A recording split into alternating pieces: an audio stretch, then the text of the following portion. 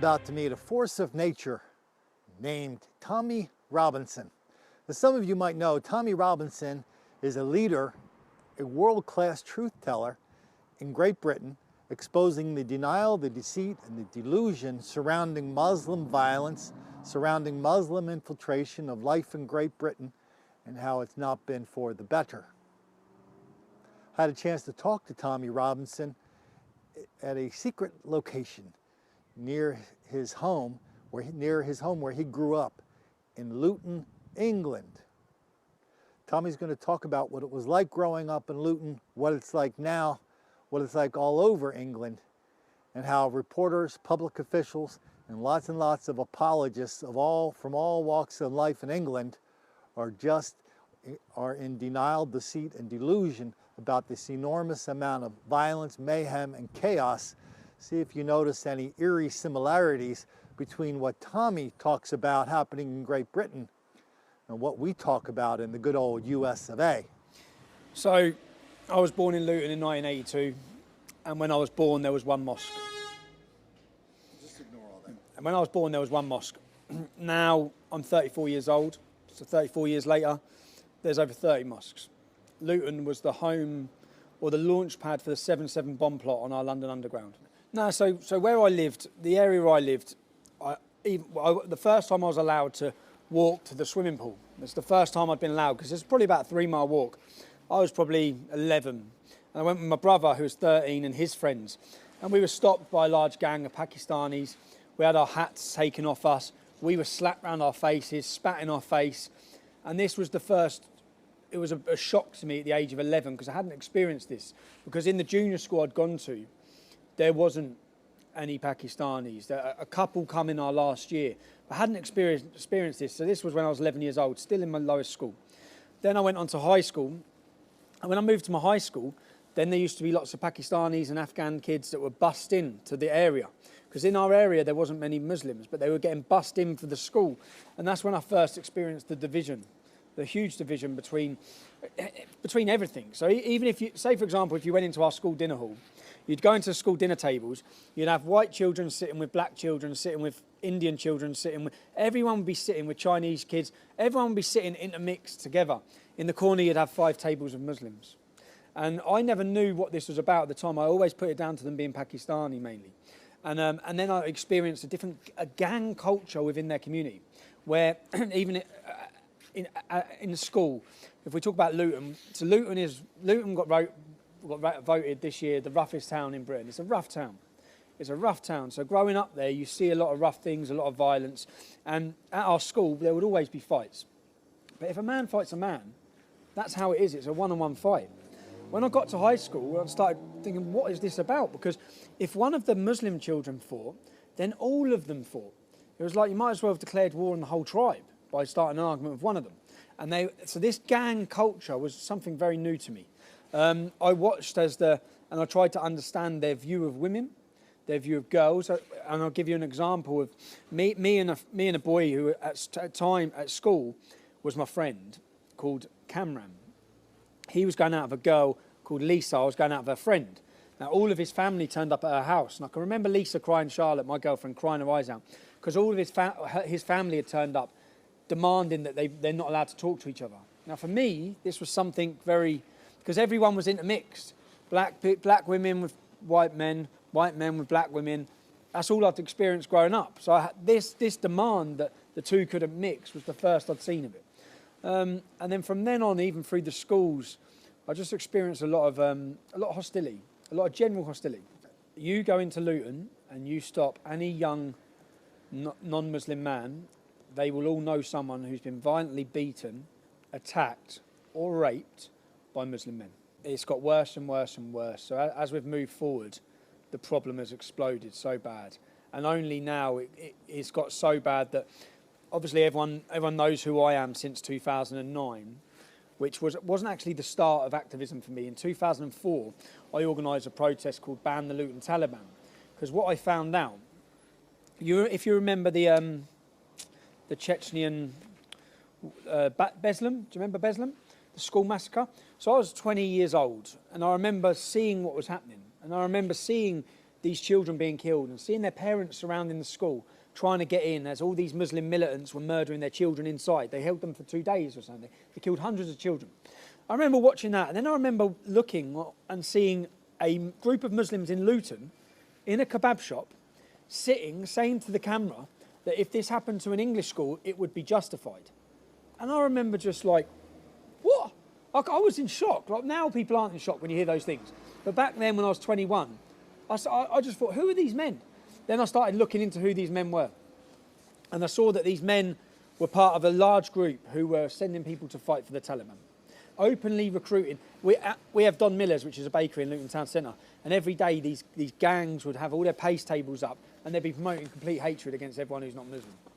So yeah, so my main moment, or I'd say the day that changed my life, and it's, I sit and think, if I hadn't been there, so what would my life have been like? Because we had a soldiers' homecoming parade. They were being welcomed. They given them the freedom of the town to march through the town. Now, when they turned up, they were met by gangs, over 60 Muslims who attacked them, spitting at them, calling them baby killers, butchers of Basra, murderers. And I was there that day. And in that group of soldiers was a young lad in his regiment, was a young lad who was from the same estate we were from, who had died. Another lad who I grew up with had lost his legs. We were there to pay our respects. And I remember saying to... These are people your age. There's people our age. 18 years old, Michael was when he lost his legs. 17 even. So we... it wasn't the fact that they done it that day, because by now I'd become accustomed to who these men were and what they think and their views of our country, our democracy, our freedom. I knew who they were. My issue that day, really, or the light bulb moment, was they let them do this. They actually let them do this. The police took them through our town hall and brought them out so they could attack our soldiers. And this is the point we'd got to in the UK, where everyone was so scared of saying no to these men and these groups. Political correctness had become that powerful that the Muslim community had never heard the word no. So anything they wanted to do, they were allowed to do, because everyone was so worried about being called Islamophobic or extremist or racist. So they attacked our soldiers, and I remember speaking with my cousin Kevin at the time, Kevin Carroll, and saying that if we let this happen, if we stand by and let this, what happened today, happen, then what is next? And I've watched my whole life, and the first leaflet I made was in 2004, and in this leaflet it spoke of the huge racism and violence and the sexual exploitation of our young girls and our daughters and our sisters being aimed at us from the Muslim community, and the fact that no one's doing anything. The fact the police are allowing this to happen. When I talked to you, I had a cousin, a second cousin, who was gang raped by Muslim men. She was hooked on drugs by them, groomed. We call it in this country, they call it grooming. And she was gang raped. And I remember when I was a young boy, probably 11 and 12 at the time, listening to the big family meetings and the families crying about what was happening. And they'd go to the police, and the police would do nothing. They wouldn't arrest these men. Now, that may sound unbelievable to people sitting there thinking, what, these men raped her, and they wouldn't do anything. Our conservative estimate is that at least 1,400 individual children in Rotherham were victims of sexual exploitation over the 16 years. By victims, we are not talking about children who were at risk of sexual exploitation, who were friendly with victims, or who moved in the same circle. The 1,400 victims are those who had actually experienced sexual exploitation, as I have just defined it. They would not do anything. When you went to the system that's supposed to protect you, they failed you. And this has all now become clear evidence. Everyone now knows this through government reports on a town called Rotherham in the UK, where 1,400 young girls were gang raped by Muslim men. And it's come out that the authorities, social services, the police, the mosque leaders, there was a conspiracy of silence between all of them to allow and facilitate the rape of our youth. And the reason given? They didn't want to be deemed as racist. That's how powerful political correctness has become. Yeah, so after September 11th, I remember in the days afterwards, as the world was shocked, I think everyone can remember where they were that day. I remember where I was. I was working at Britannia Airways at Luton Airport. And I remember it all unfolding. And within days, we had posters put at our local shops. When you went up to the shops, this is what I try and get people to understand. So people who don't understand where we're from and what it was growing up where we grew up. They had posters, Magnificent 19, and they had a picture of 19 19 symbols, and then the magnificent 19 for the 19 hijackers. They were glorifying them as this great thing they'd done. Then, in the colleges, all the Muslims were celebrating, and then every year after that, in the coming years, we had a mass celebration parade in our town centre by the Muslim community for September 11th, on September 11th. Yeah, so Muslims in general don't integrate into anything to do with non-Muslims. So they have their own of everything. Even, do you know one thing that shocked me with this? You can speak about the local football stadium. Sorry. Our football stadium is in the heart of the Islamic ghetto, surrounded by 30 mosques. It's where all the Muslims live. You go into that stadium on Saturday afternoon, there's no non-Muslims that live there. But yet on a Saturday, there's 10,000 non-Muslims in the stadium and not one Muslim. So the ground's been there since the Muslim community have been there. They've never once got involved in supporting the local team. You go to an England football match, there's no Muslims. It becomes the Queen's Jubilee, there's no Muslims. You go to any national celebration of our country, there's no Muslims. They do not integrate or assimilate into any part of our life. Even one thing which I found was crazy, I got into a debate on the radio with a supposedly gay Muslim, and I found out that they even have their own gay clubs, Muslim gay clubs. So even in that sense, they don't integrate. They still everything separate themselves from. Is that ever going to change? Second generation. It is never ever going to change. When I never understood any of this, and when I spent 22 weeks on solitary confinement, where 22 weeks. 22 weeks on solitary confinement, where I had nothing else other than a book, and that book was the Quran, and I read it and I broke it down. And I tried to understand it. And I say, for example, I just wrote references. So I started off with where any comment of Muslims not being allowed to be friends with non-Muslims. Do not be friends with Christians and Jews. I wrote the verse number. And before I knew it, going through, I just had pages and pages and pages of references. And then everything just began to click in my brain. And my whole life experience in Luton just made sense. I just thought, oh my God, it's this. This is what it is. It's this book. They believe that. It's this book. If you're teaching these children from the age of 3 or 4, all of these verses, all of this scripture that tells them that we are filthy, that they cannot be friends of us, do not take Jews or Christians as friends, they are your enemies. When you teach this, then you create Muslim ghettos. You create complete parallel systems where one group believe they are superior due to the teachings in their book than everybody else. They believe we are subhuman, that we're like cattle, we're described as cattle. So it was only when I dissected this book that and it was actually sent to me, when I was in prison, it was sent to me by a Dawah centre who thought they'd try and convert me, but rather than convert me, they just opened my eyes to everything I'd seen. And it was like a jigsaw, just the final bit just plugging in. I just thought, wow, this is... And since then, I haven't stopped reading. And when I looked at the biography of Muhammad, the life of Muhammad, when I started trying to understand who he was, it's just all been like click moments. This is what it is. I understand now why the children... So even if I go back down to... I had 2 very, very good friends in the classroom at school. We got on so well, yeah? They were identical twins. Now, when it comes to them getting married, they had their wedding. I was close friends with them. They had their wedding as soon as we left school. I still maintain a friendship, yeah? I wasn't invited. And I asked another friend, who, Imran at the time, another Pakistan, how come I'm not invited to their wedding? And they just said, she's not Muslim. I said, but we're friends, are we? And then, and I've seen so many experiences like that growing up, where even there was trouble in my town centre when I was about 19, and another friend who I knew, when the trouble was going on, it was between Pakistanis and white boys. And as this is going on, the Muslim lad who I knew, he joined in with the other Muslims, even though he knew us and didn't know them. He knew us and didn't know them. He still backed them up. When I spoke to him the next day, he said, I have to. He said, they're believers, you're not. And it's just all these moments, just like, what? But as a young lad, you don't get it. And I've had so many moments like that that have brought me to where I am on Islam and understanding how the community works. Tommy, is there any hope for England, for people in England opening their eyes to this? The British public, their eyes are open. If you look at any of the polls and statistics, they show the majority of the British public are very concerned, extremely concerned with Islam. They do not believe it's a religion of peace. They do not accept the lies that are being fed to us. We are currently, not just here, the whole of the West, we are being massively deceived. A huge level of deception led by politicians and the media into what Islam is. And if you go back through our history, If you just go back 100 years, you go back to 70 years, you go back through British history, through American history, everyone told the truth. The people whose job it is, and it's their responsibility to educate the masses on danger and threat, they warned of what Islam was. Churchill, Sir William Gladstone, military leaders, clergy leaders, American prime ministers. Thomas Jefferson. Yeah, time and time again, these people warned and they told the truth. And right now, I think that if everyone, and when you see the polls of how the public are feeling, so yes, it's happening. Is it too late? No.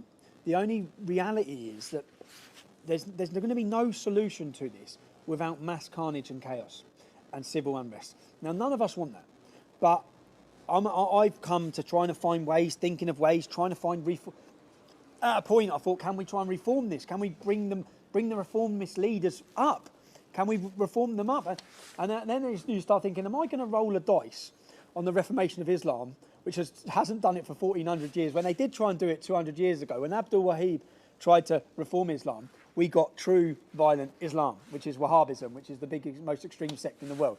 So are we going to roll a dice on our country's and children's future that Islam will reform? No, it's not. It's not going to reform. It can't reform because the Quran is the literal word of God. Well, they say that they're scared. People are scared. And when you say fear is paralysing, and they have managed to paralyse our complete political elite. They're completely paralysed. No one knows what to do. You're in a situation where only 5% of our country is Muslim, and they've got the whole country terrified. And if you look at why, and I try and understand why, when we started the movement, the English Defence League, when we were marching into city centres, and there was a lot of hostility, there was a lot of clashes. When you look at the Bradford riots, and you look at what the Muslim community done in Bradford in 2001, you look at the cost to the economy, you look at the mass riots and the attacks on police. Now, I've watched and I've had meetings with, I'll give you another example. We were in Birmingham and Muslims come out, and we understood that a Muslim had attacked a police officer with a brick and he'd been arrested. Now, when we got home onto the Socialist Workers' Party forums, I read that 200 Muslims and an imam went to the police station and they demanded that the man who was arrested be freed without charge. And he had been freed. Now, I didn't believe that. I thought, no, that can't be true. So in my next meeting with the top hierarchy of Birmingham's police, in a build-up to a demonstration, I asked them this question. I said, I've read this. And he just went, yeah. And I went, what do you mean, yeah? You let him go because the imam told you to. And then he said, look, Tommy, what we have to weigh up is one man's arrest against mass riots from one end of this country to the other. Did you know that when the Bradford riots kicked off, they kicked off in Oldham, they kicked off in here, and they kicked off in Stoke. He named all the other places that started rioting with the Muslim community. I don't care where they kicked off. You know, who enforces the law here? Is it you or is it the imam? Because clearly, by what we've witnessed here, the imam is in control of the law, and you have pandered to mob rule. And that's what the Islamic community understands how it works. It works. This mob rule, and you hear their leaders so many times, they say we won't be able to control the youth. That's a threat. That's a complete threat put our system. And that's how it's really generated in the UK. People are scared. We don't go out and burn cities down. We don't go out and smash shops up. We don't go out and attack people. The Muslim community will do it like that if they're told to. And the police are fully aware of that. So they're completely pandered to, completely appeased all the time. So what I can't understand, yeah, is when I'm thinking America has an opportunity. You have to look to Europe. Even if you just look at the UK, terrorism offences go up 60% every year. We've just had the most recent figures out. We've had more deaths this year than terrorism ever. If you look at France, if you look at Europe, we are a war zone. If our security services, you've seen the 3 large terrorist attacks, the Westminster Bridge, you've seen the London where they were going in, killing people in the restaurants, and we've seen Manchester. Now, in that 3-month period that those 3 attacks happened, 7 other attacks were prevented at the last minute. Very similar. And the year before that, 1 a month, every month. Now, if our security services didn't stop those attacks, we'd have had nightclubs, aeroplanes, football stadiums, every single month, bomb. Then people would realise there's a war going on there, yeah? Even with the amount they stop, if you look at France has had 10,000 military on the streets in a state of emergency for 2 years. They get attacked every month. They still can't stop it. So how people aren't sitting in America looking at where we failed, which is what you've got to do. You've just got to look at where we failed. You have to look at Europe and think, do we want our country to become like that? And what I cannot believe is that you have so many people saying, yes, we do. I just can't believe it. You have a man who has been elected, who is attempting to save your country from the distress that we're going through, attempting to save American families from living the life that we have to live in Luton. He's attempting to save you from it, and everyone attacks him. I just cannot understand it. And I cannot. And one thing that gave me so much was when Donald Trump was elected, I thought people are awake. And then I looked at who Donald Trump chose to put in positions of power. And I looked at what they've said, and I saw that they all understand. Now we have people being replaced, because up until that point, you had the complete infiltration of the American government by the Muslim Brotherhood. And when you're reading all this, it's just, so Trump gave us hope. And Trump, and that moment was a lightning moment for us in this country. You think, like, many Americans would have felt he gave you hope. But even over here, I thought, now we have a world leader who can challenge it, who can challenge what is happening. And it's now here in the west of Europe, we now look to east of Europe for inspiration and guidance on how we can battle this problem. So we now look to Hungary, who are on the front line again. And if you look at Hungary and Poland's history, if you look at their histories, they've been on the front line against Islam many times. And now, once again, Europe's going to look to them as their defence. Tell us what they're doing over there. So in Hungary, Poland, Czech Republic, many of these countries who joined the European Union, they joined to better the wealth of their country. Yeah? They would have thought it was great when they joined. Now they're being told they have to. The European Union are forcing them to take mass quotas of Muslim immigration. Now, all of these countries coming out saying, we don't want them. I went to one speech in Czech Republic where the Prime Minister gave a speech. And in his speech, he said, we have 500,000 immigrants in the Czech Republic. We're not against immigrants. We do not want Muslim immigrants. We do not want people who will not respect our culture, our laws, our way of life, or our women. Okay? Now, you just have to look at the rape statistics or across Europe, what's happening across Europe. So Poland's leaders, Hungary's leaders, their leaders are speaking for their people. And they're able to do that because their countries have not been mass infiltrated. They don't have millions of Muslims who, at a click of a finger, will riot and burn things. So they're able to stand up and just say it how it is. They're able to identify the problem where it is, and they're able to speak for their own countries. And because of that, the European Union are already now trying to destroy Poland, to destroy Hungary, in any way they can, whether it be with infiltration of systems, like what we saw in Ukraine, with the European Union done in Ukraine. They're trying to do similar things now in Poland and cause uprisings. And it's just, I just look to think, where are we heading? As a father of three, as a man who loves his country, if you've anyone in America, you have to learn from what's happened. And how every country and every people should learn from history. We have 1,400 years of history to look through to understand that 45 countries have turned to civil conflict and lost when Islam has become a majority. Now, why we think Britain will be any different, why we think this is a different era of time, it's exactly the same ideology. Whether you pick up in Afghanistan or you pick it up in Britain, it's the same book, it's the same preachers, it's the same problem. So in Luton, this is where you have to learn, and you have to realise you can be walking around your community one day and just like that, it's changed, and it's changed forever. And that's how quick it can happen. Because if you take, and this is not Tommy Robinson's word, this is the government growth, demographic growth forecast by 2030. So, a mere 13 years from now, the Bangladeshi and Pakistani community of Luton will increase by 70 to 77%. 70 to 77% by 2030. The black and white community, 1.2, 1.4. So that is when you see the mass scale of how big. And when you look into that and you think, well, some people might say, well, why is that a problem? Why is that a problem?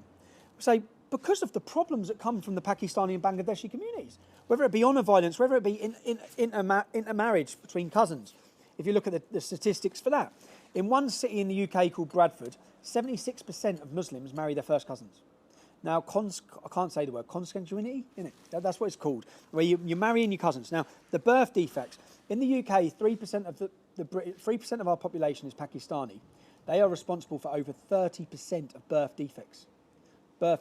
So then, and the cost of all of these things, the cost upon the system, the cost upon the country, the cost upon the benefit system for how many disabled children are. Every time you see a Muslim family walking with 4 or 5 children, there's one in a wheelchair. Every family. Because they're all intermixing, they're all inbreeding. That's what they're all inbreeding. It doesn't help anyone. And they're only doing this again. All of this again comes down to because Muhammad did. Because Muhammad married his cousin. It's okay. It's halal.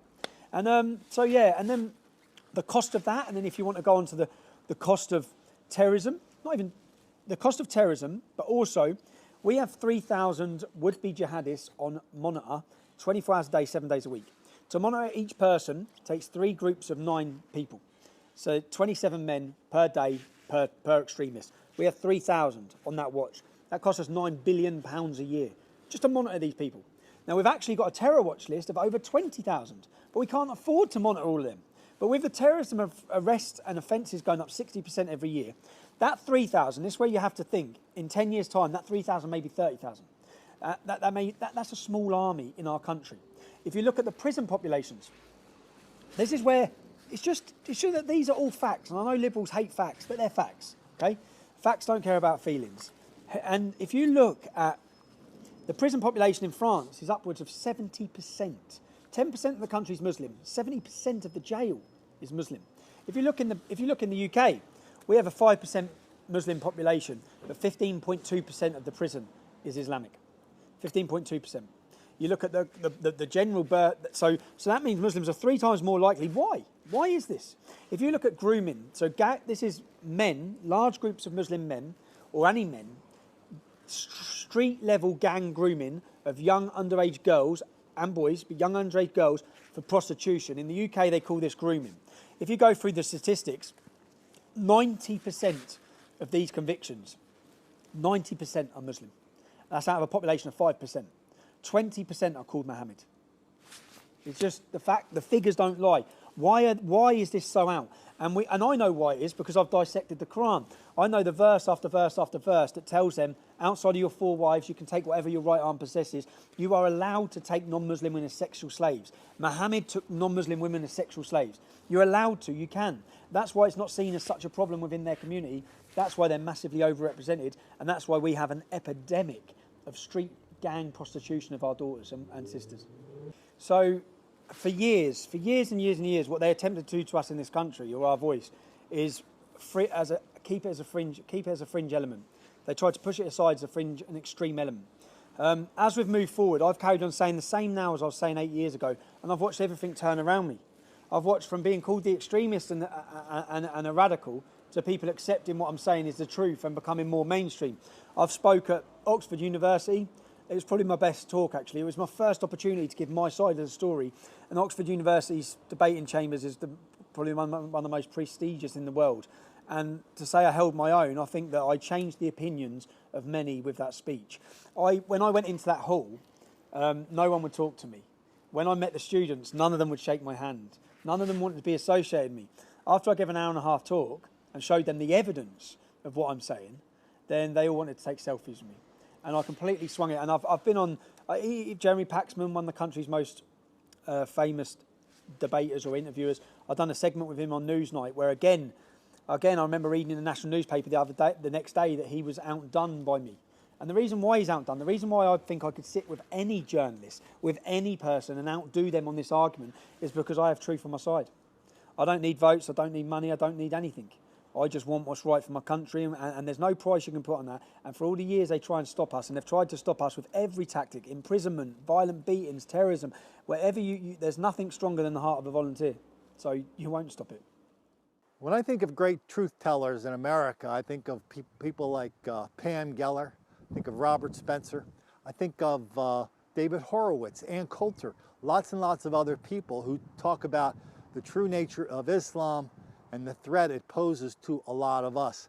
But I've never seen anybody as articulate or as passionate or as knowledgeable as Tommy Robinson is over here in England. This was a profound experience having a chance to meet this guy. And you know, to meet Tommy Robinson is the one phrase that kept coming to my mind was the phrase that a lot of people used about Churchill and other great leaders throughout history.